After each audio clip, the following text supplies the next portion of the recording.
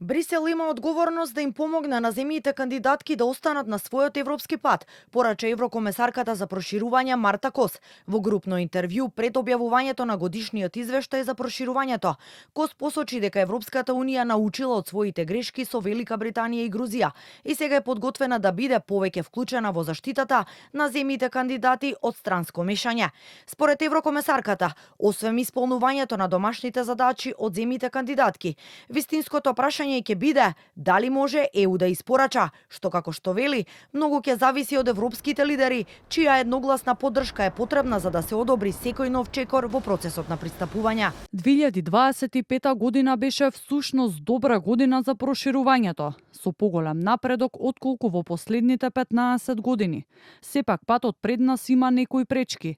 Следната година, 2026 година, ќе има поголеми влогови со едно централно прашање.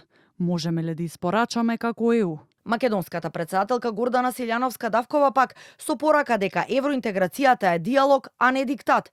Таа во своето обраќање на 8-миот Париски мировен форум ги спомена пречките со кои Македонија се соочила на патот кон ЕУ и двојните стандарди.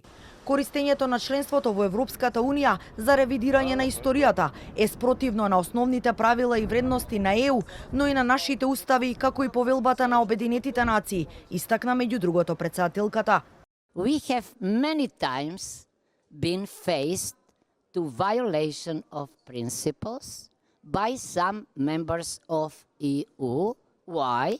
Because they are threatening us with a veto. If you do not change the constitution, if you do not do this, you will not become a member of EU. I expect it to be understood by the neighbors and to be supported by the neighbors, but it doesn't happen. So, I have already mentioned double standards.